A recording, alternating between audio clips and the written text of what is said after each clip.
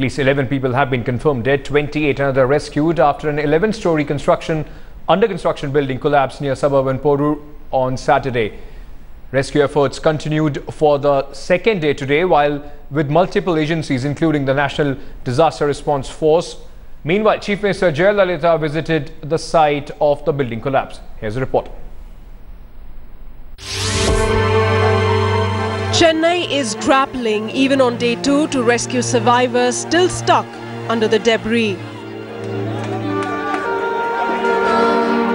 The death toll is on the rise. Rescuers struggling, grieving family members.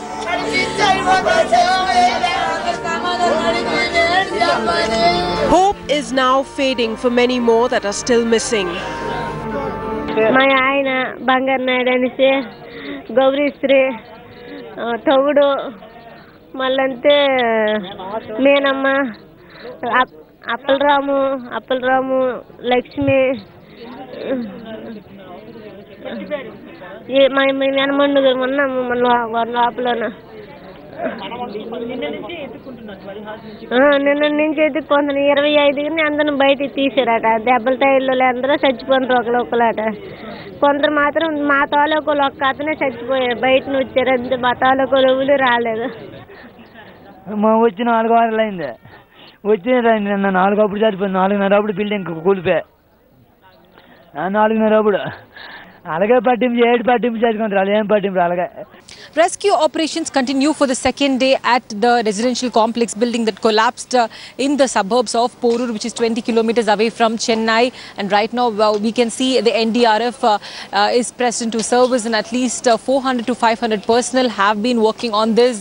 And several people seem to have trapped, and there is no exact numbers or figures of how many people were trapped. And there have been different figures that have been emerging. Few people say that it might be 40 to 50 people with the construction workers who were working at the site of this building during the rains. Say that there were at least 40 to 50 of them were working, and as it was raining, there were people who were working at the other side of the building had come here to take shelter, which is very unfortunate and tragic incident that happened in Chennai. The Chief Minister of the state, J Jayalalithaa, has announced a solatum of at least 2 lakh rupees to those who have killed in the incident, and to injured she has announced rupees 50,000. Till now, at least 28 people have been rescued. NDRF teams, paramedics and municipal workers along with 12 fire tenders work tirelessly in Chennai's western suburb of Porur. I can't indulge in a guesswork because right now there's no exact figure as to how many people were really there trapped. Okay, so I won't be able to comment on that. Right now also the operations to remove the debris is going on. Once that is over, we'll go full swing. Yeah. Minimum 2 to 3 days. Minimum, yeah. It may take longer also. Meanwhile, Tamil Nadu Chief Minister J Jayalalithaa reached the site of the collapsed building to review the progress of rescue operations. Earlier in the day, Jayalalithaa assured the injured of government's aid and announced 2 lakh rupees compensation for the families of the deceased, 50,000 for the injured. We have made arrangements to house and feed the families of the workers who were trapped inside the building.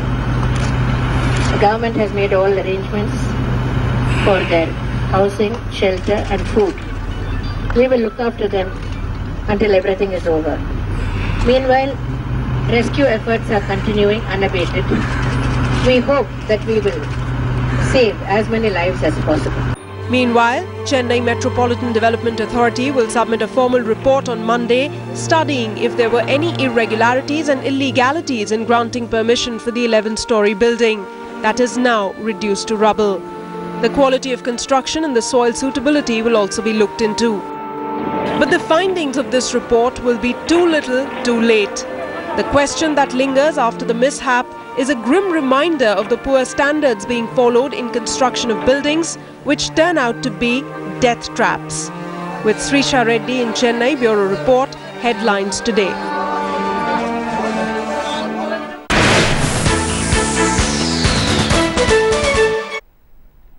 Tamil Nadu Chief Minister J Jayalalithaa has said that there was no fault in approval and the building plan from the government's end, but it seems that the builders didn't adhere to the approved plans. This is the latest that is coming in on the disaster in Chennai. In fact, for more on this, I will be going to my colleague Srisha, who is joining us now. In fact, let's just first listen in to what J Jayalalithaa had said on this issue. According to investigations conducted by our senior officers, it appears that the building plans that were approved were not strictly adhered to by the builders. There was nothing wrong with the plans that were submitted for approval, but the builders knowingly committed many violations and did not adhere to the plans that were approved. It is too early to say exactly what went wrong, but there appears to have been a serious structural defect, which is apparent in the adjoining building also, which has been constructed by the same company. And tests have to be conducted to see whether the soil is suitable, whether the soil is capable of bearing such a huge weight. CM of Tamil Nadu there blaming the builder for this entire building collapse, and also saying that he did not adhere to the plans that were approved by the government. For more on this, now I'm going across to my colleague Shrisha. Shrisha, Jayalalithaa had visited the site today. She, of course, blaming the builder. Has there been any action taken against the officials, in fact, in any capacity, whether they failed to check the kind of material that was being used? Well, Ankit, two officials in this, in this company have been detained by the police officials, and also after that they were arrested, and the investigation is still on. They will be filing a report in a day or two. And this is the company that they have come outside Madurai, and this is the first construction complex, that residential complex, in fact, that they had built outside Madurai. They're based in Madurai. That owner Manoharan, he also has a residential complex in Madurai, and this is the first project outside Madurai. So one is that they have taken all the details into consideration. Two is that they have also spoken to a lot of eyewitnesses to get the details of what kind of materials that they were using. And in fact, we had earlier reported on headlines today that the CMD officials had said they would be looking into the materials that were used in the construction of this building, because the building apparently appeared to be very weak, because during the rains it had actually collapsed. It was an 11-story building, and the building just came down heavily. Just couple of times it rained in the city. So there are lots of factors that the officials are looking into. Now the Chief Minister has said this, it's going to be a hard task for the people to carry out all the, give the details of where exactly they went wrong. All right, thank you so much, Isha, for joining us with all those details from Chennai there. In fact, there is a latest update that is coming in on the Indulog building collapse that happened in Delhi. Also, the Delhi police have arrested one contractor called Javed. Remember, 10 people, in fact 11 people including 5 children, had died after this building had collapsed yesterday in the Indulog area in Delhi. This is the latest that is coming in from Delhi. And for more on this, because it just seems that there is a repetitive pattern. Every few months, every few days, somewhere or the other in the country, we keep hearing about stories that buildings have collapsed, some under construction, some in which people are already living. This is a cycle that keeps going on. People blame corruption, people also blame the substandard material being used by the builder, and so on and so forth. But it seems that after this, nothing is being done. To talk more on this, I am in the studio joined by two distinguished guests today. We have Arju Gupta. He is a renowned town planner and former policy commissioner, DDA. He is with us in the studio right now. We also have Wing Commander JS Chadha. He's the convener of Urja, that stands for United Residents Joint Action, and RW member. He's here in the studio as well. Let me first go across to Mr. Gupta. It's a repeated cycle, sir. Every few months, every few days, we keep hearing about these stories that buildings have collapsed. What are if you can tell our viewers, what are the things that are the checklist that are put in place, and what are the mechanisms on which the government functions that such things should not have happened? मैं 2.5 साल के details आपको बताना चाहता हूँ. हम देखें Lalita park में काफ़ी बड़ा इंसिडेंस हुआ था नवंबर 15, 2010. Then चांदनी महल, उत्तम नगर, गीता कॉलोनी, दल्लूपुरा, तैयबपुर विलेज, ओखला, बड़ा Hindu Rao. The list is huge. It's a very big list. It will be. Delhi एक बहुत अच्छा ब्यूटीफुल सिटी है, लेकिन 2/3 पॉपुलेशन जो रहती है वो सब स्टैंडर्ड एरिया में रहती है. अनुसूचित कॉलोनी में, आपकी रीसेटलमेंट कॉलोनीज में, जो कि क्लस्टर्स में, स्लम एरियाज में, अर्बन विलेज में, रूरल विलेज में, सो एंड सो. जब तक आप उसको रीप्लान नहीं करेंगे, हमने बार बार मास्टर प्लान में कहा है कि जितना ऐसे एरिया है आप उसको रीप्लान करो, रीडेवलप करो, रिकन्स्ट्रक्ट करो, आदमी चल सके, जा सके, आ सके, कोई परवाह नहीं करता, कोई उसको पढ़ता हुआ उसको परवाह नहीं करता। जोन प्लान बना दिए जहाँ तक गलत बने। हमने यहाँ तक ऐसे जोन प्लान बना दिए, प्लानर्स ने जो ही बनाए हैं कि 2-3-4 लाख आदमी जाने सबको ग्रीन शो कर दिया। जब तक प्लानिंग पर आप ध्यान नहीं देंगे, ए हो, बी हो, सी हो, डी हो, बात बनने वाली नहीं। Of course, planning is very important.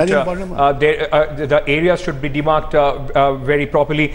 Wing Commander Chadha, the problem is that there is no accountability. Every time we talk about such building collapse, there is a talk about builder mafia nexus. The police is also involved. People pay bribe and then they are able to construct floors and all. What is a check like as a member of an RWA also? What are the kind of checks that citizens can in fact enforce and make sure that such illegal constructions do not take place? Ankit, you are absolutely right. Absolutely right. The problem is same, that there is no accountability. It is greed coupled with corruption, which is not only this problem, but all the other problems. That is the reason. And lack of judicial delivery. Even if the corrupt man is caught, the decision comes after 10 years, 15 years. So judiciary is, as far as this is concerned, it is ineffective. Accountability is not there. You can just hold one particular one inspector responsible for an area and punish him. But what has happened is, like you have seen in Coca-Cola complex in Mumbai, who is being punished? The citizens are being punished for no fault of theirs. Absolutely. The person who had allowed that. Absolutely. There is no talk of that. Who was the officer who allowed that? So when the construction is taking place, what happens is, at that time, I have seen in my own personal example, these people come there and say, banao yaar, so that they will make money out of that. Right. That is one. And second, I'd like to tell you, as far as RW is concerned, basic problem with the RW movement, RW cannot play an effective role, is that you may be knowing that RW have no constitutional status. Absolutely. They have no constitutional status. We are talking about the death traps, these building collapses that are almost a daily feature in our country. Coming back to Mr. Gupta, what can the government do? Basically, there are laws that are outdated. What are the solutions, especially for a city like Delhi, that we can keep a check on such buildings and on such illegal activities? Laws कोई भी outdated नहीं है, आदमी follow नहीं करते। हमने बार बार कहा public private partnership में काम करो, कोई नहीं करता। हमने कहा ट्रांसपेरेंसी रखो, हमेशा कोई नहीं रख रहा ट्रांसपेरेंसी। हमने कहा कि जो भी आपका TDR है, ट्रांसफर डेवलपमेंट राइट्स, उसको यूज़ करो, नहीं करता कोई। हमने कहा सेक्शन 6 में इतनी पावर है DDA को, बहुत पावर है, nobody use the powers. Section 7 में दुनिया भर की पावर्स हैं, DDA को मास्टर प्लान बनाने के बना दिया, इम्प्लीमेंटेशन नहीं है। सेक्शन 8 में जोन प्लान बनाने की power, you can see everything, मतलब उसके हिसाब से नहीं बनते। सिंपली गवर्नमेंट उसको फॉलो नहीं करती, पब्लिक को पता नहीं है, तो उसको किसी को पता नहीं है। Very quickly, Chadha, the problem also is that of course the property rates are so high that people then go for these substandard buildings. What can be an effective people participation to check this? In addition to that, what I will say, that rules are quite not been updated, laws are not updated, which can be updated, which can be made more practical. Number 2, as far as public participation is concerned, RWS can play a very significant role. Very significant role. The problem is the basic structure of RWS. RWS are only, they can only have moral authority. They do not have any constitutional status.